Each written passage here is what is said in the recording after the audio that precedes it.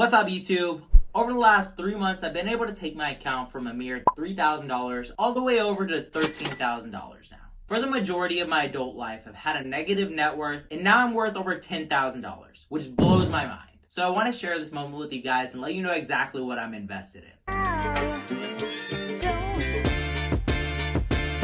If you're new here, my name is Greg and I make videos about different investment strategies, specific companies to invest in, and today I'm going to be revealing my $13,000 portfolio. But before we get into that, if you enjoy this type of content, make sure to subscribe if you haven't already. My portfolio is actually divided into 3 types of categories. I have long-term investments, I buy and sell option contracts, and I also sell premium. So I'm going to be showing you exactly what I have in each of these categories. So with no further ado, let's jump into my portfolio. So I actually have $14,300 in my account and I made about $500 today. Currently I have about $8,000 in long-term investments. So let's go to my spreadsheet and I'll show you what I have in there. My spreadsheet is divided into 2 types of investments. You have ETFs on the left, you have stocks on the right. I also have this sorted by percent gain, so we're going to go through the top 3 investments in each category. By far, my top earner in terms of ETFs is going to be TQQQ. TQQQ is a triple time leverage following the top 100 stocks that are in the NASDAQ. I know that's a bunch of fancy jargon, but essentially this gives you 3 times the volatility as their older brother, QQQ. So whatever gains or losses that QQQ sees, TQQQ sees 3 times as much. I first invested into this ETF at quite possibly the best time back on March 24th, and I bought 3 shares for $41.80. I did average up on this, buying 2 more shares in May, but I'm still up 70% on this investment. My next top ETF is going to be XLK. So this is an ETF that covers the tech sector. I bought these shares again back in March for $78 each. Tech stocks have really pulled through during this recession, and XLK has seen a V-shaped recovery.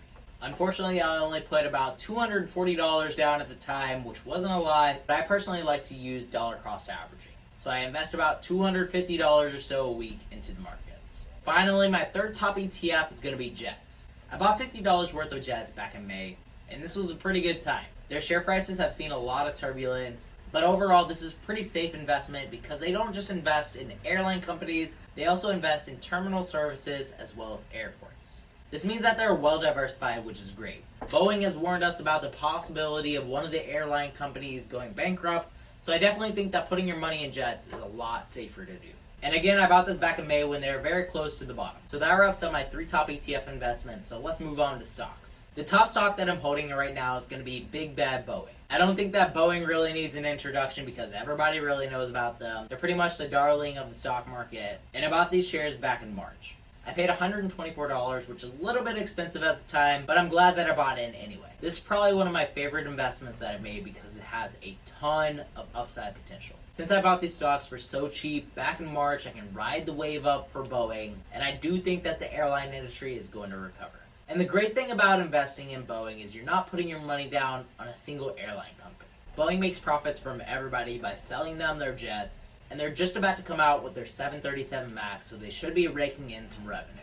This is definitely an investment worth looking into. The next most profitable stock that I own is going to be Microsoft. I bought these shares again back in March, so you're seeing a pretty common theme here. The companies that I bought during all the crazy volatility have seen the most profits. And that's why I think that it's always best to invest when the stock market is super choppy. Just like Warren Buffett says, be greedy when others are fearful, be fearful when others are greedy.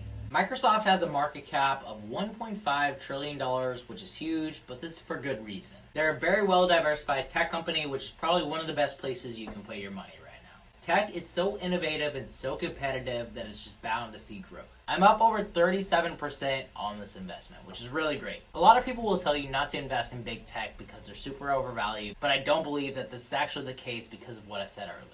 So that's Microsoft. Now let me move on to my third most profitable stock, and that's going to be Moderna. Remember last month when we saw the news about one of the Moderna patients getting a fever after receiving his vaccine? That's exactly when I bought into this. As you can see, their share price dropped from $82 all the way to $50 in just a matter of a few weeks. And I thought that this would be the perfect opportunity to buy it. I bought these 2 shares at around $50 a piece, so I only invested about $100 into it because I'm not a strong believer in the far future value of this company. Next month, there should be some huge headlines coming about for Moderna because they're planning to move on to their final clinical trials. Of course, I do like to balance a little bit of risk into my portfolio, but I am very well diversified, so if you want to look at the stocks that I'm investing in, they're going to be on the right side right here. So you can pause the video here and see what all I'm invested in. So I have around $8,000 in my long-term portfolio, so that makes up about half of my investments. And the other half is going to be in option contracts and cash. I first want to talk about the largest option contract that I'm holding right now, and this is a put that I actually shorted. You see, whenever you buy a put, you're given the right to sell 100 shares of the company at your strike price if their share price closes below this on the day of expiration. But there's two sides to every contract.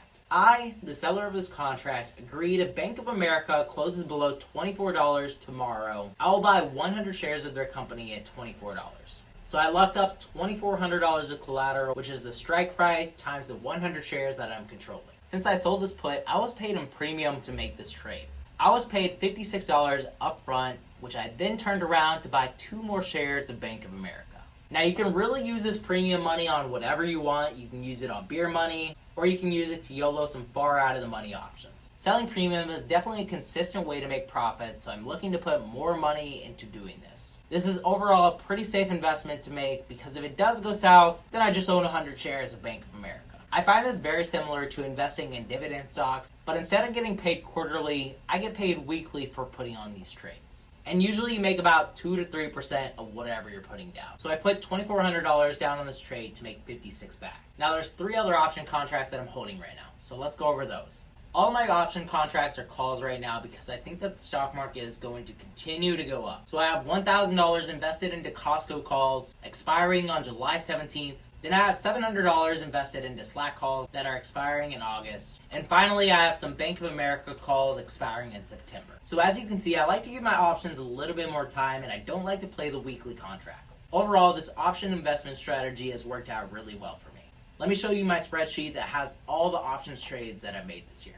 You see, back in March, I was using weekly option contracts and I really wasn't doing well. My win rate was about 50% of the time because I was horrible at trying to time the market. Since March, I've improved my win rate quite drastically, and now about 80% of my trades are profitable. I stopped buying weekly option contracts back in April, and I started to put longer term expiration dates. And now I want to take you through my 3 top option contracts, my thoughts behind them, and how you might be able to apply the strategy to your own trading. By far, my largest option winner has been Delta Airlines. And I got really lucky on this because this was a weekly contract that expired in 3 days after I bought it. Now, I told you guys I'm really not good at timing the markets, but I guess I got lucky with this one. I turned about $60 into $180, which was pretty insane, and I was super excited about this. If I had held this option just a day longer, I would have lost everything. But luckily, I got out at the right time. My next top option contract came only 2 weeks later with Snapchat. I bought a call option on Snapchat the week before they had their earnings report, and this was a huge hit among investors. You see, I was thinking in the back of my head that Snapchat was seeing a lot of new users, a lot of usage in general, and they have advertisements on their platform.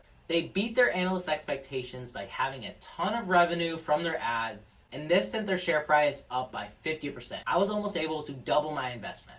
I made 93% on this option. As you can see, I put down $75 and came out with $145.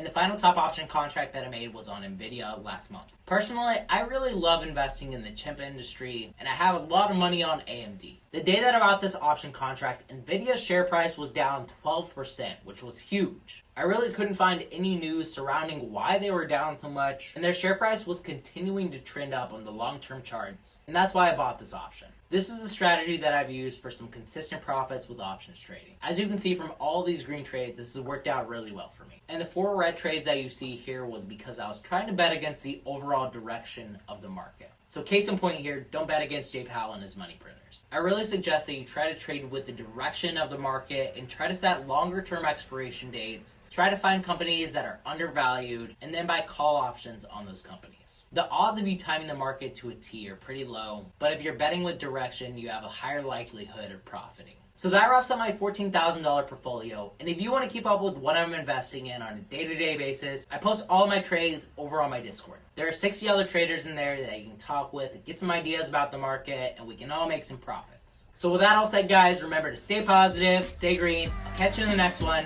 Bye, guys.